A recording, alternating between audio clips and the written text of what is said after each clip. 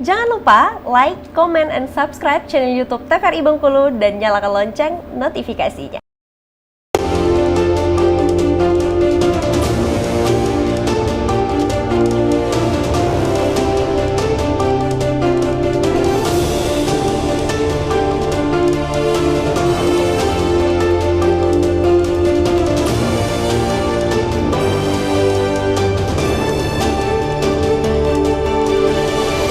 Pemirsa, terima kasih Anda kembali menyaksikan Berendo. Kita kembali ke Dr. Lisda untuk mendengarkan cerita dari Dr. Lisda karena tadi ada penanganan hari pertama, hari kedua. Seperti apa, dokter? Oke, kita lanjutin lagi ya. Jadi kalau kami di Vaskes Primer itu, Helda, atau di Puskesmas, itu biasanya kita ada, syukurnya itu ada pemeriksaan untuk hari pertama dan hari kedua yang spesifik untuk demam berdarah.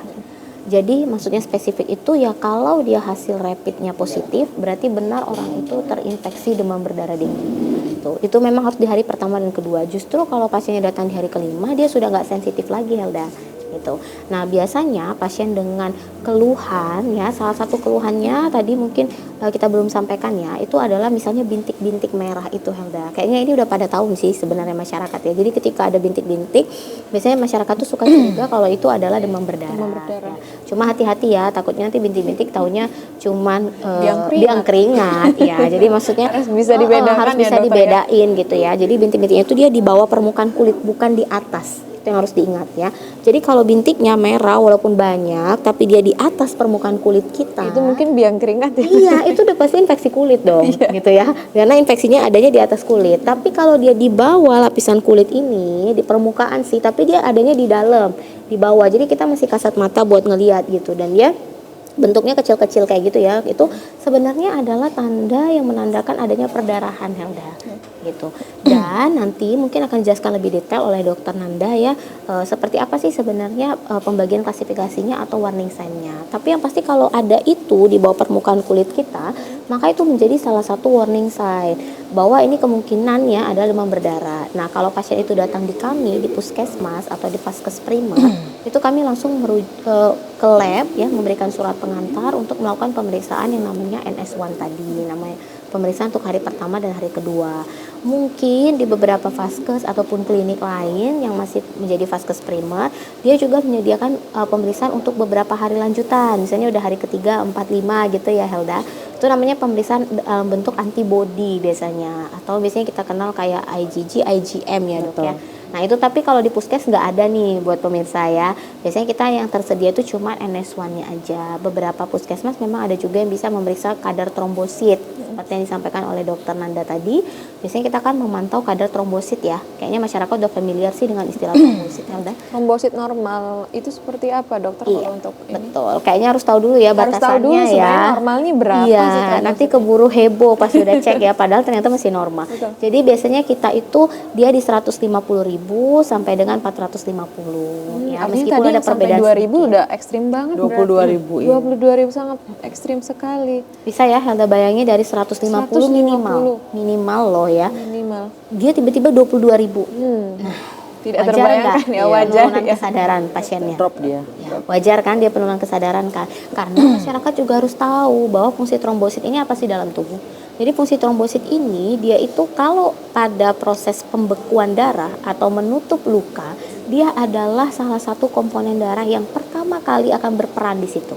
Jadi ketika kita ada luka nih misalnya, jadi dia akan langsung menutup, berusaha, tubuh akan merefleks ya, udah Tuhan anugerahkan itu lewat trombosit menutup pertama, makanya dia bisa berhenti misalnya dengan kita dep gitu ya, atau kita tekan, lalu tekan, lalu lama kelamaan dia akan berhenti sendiri. Nah itu tuh fungsinya trombosit. Jadi bisa kita bayangkan kalau kadarnya di bawah normal, maka tandanya dia akan muncul perdarahan dong logikanya, karena peran dari penutup luka, proses pembekuan darah itu kan nggak ada lagi karena kurangnya kadar tadi. Jadi pasiennya akan mudah cenderung mengalami perdarahan. Paling gampang tiba-tiba kalau dia terlalu rendah kayak tadi, pastilah ada gusiran darah, mimisan yang keluar gitu ya. Kalau udah tingkat berat sampai yang disampaikan oleh dokter Nanda, biasanya orang dengan penurunan kesadaran itu sudah ada berupa perdarahan di saluran cerna kayak di lambung. Jadi lambungnya berdarah, luka gitu.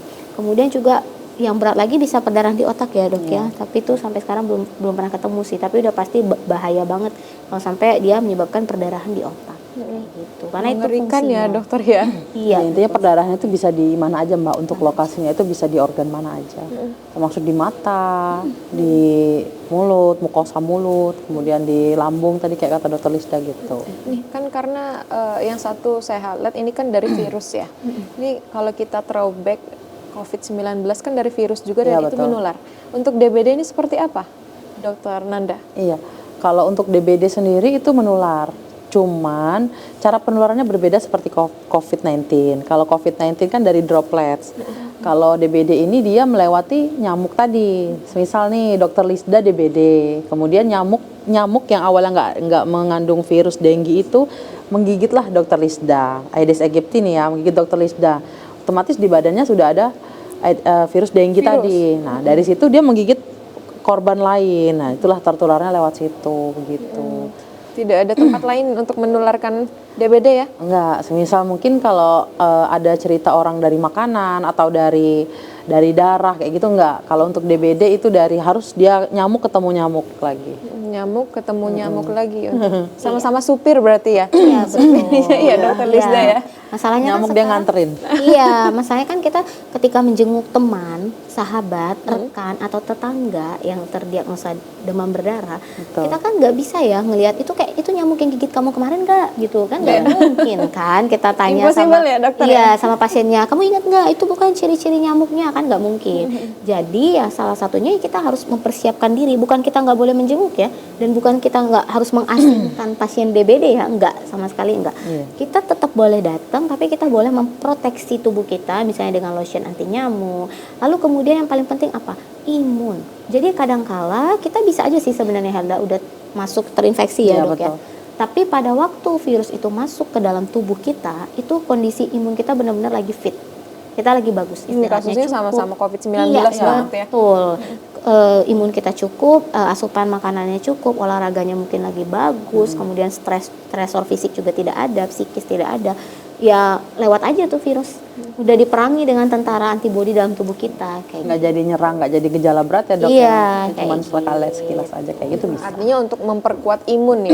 Iya Betul. betul sekali. Memperkuat ya. imun. Nah, kita ke Dokter Nanda, caranya untuk memperkuat imun itu seperti apa sih, Dokter Nanda? Karena harus tahu juga ya caranya, mungkin penasaran juga nih pemirsa di rumah. Kalau untuk imun itu bisa dengan dua cara ya Mbak Elda. Kalau dari yang jelas dari makanan. Pertama kita harus menjaga pola makan kita. Itu intinya harus cukup protein, karbohidrat. Itu sesuai piring Kemenkes lah, itu sudah ada. Nah kemudian juga ada buah-buahan. Buah-buahan itu kan kaya akan protein ya Dokter Lisda ya. Otomatis itu dapat membantu untuk meningkatkan imun kita. Nah selain itu kalau memang sedang sedang fase pancaroba kayak gini, sedang tubuh sedang tidak fit, mungkin bisa dibantu dengan suplemen.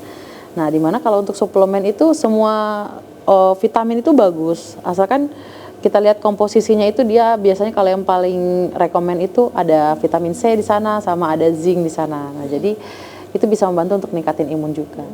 Nah, untuk pasien DBD ini sendiri, apakah benar Dokter Lisda mengonsumsi jambu merah ya? Jus jambu merah itu bisa meningkatkan dan mempercepat kesehatan? Oke, jadi gini prinsipnya. Kalau dibilang jambu merah itu adalah penangkal dari virus dengue, itu tidak benar. Mitos artinya ya? Itu mitos gitu. Tapi kenapa orang minum jambu biji merah yang murni itu bisa cepat pemulihannya? Ya benar, karena tadi disampaikan oleh Dokter Nanda, jambu biji merah kan buah-buahan toh.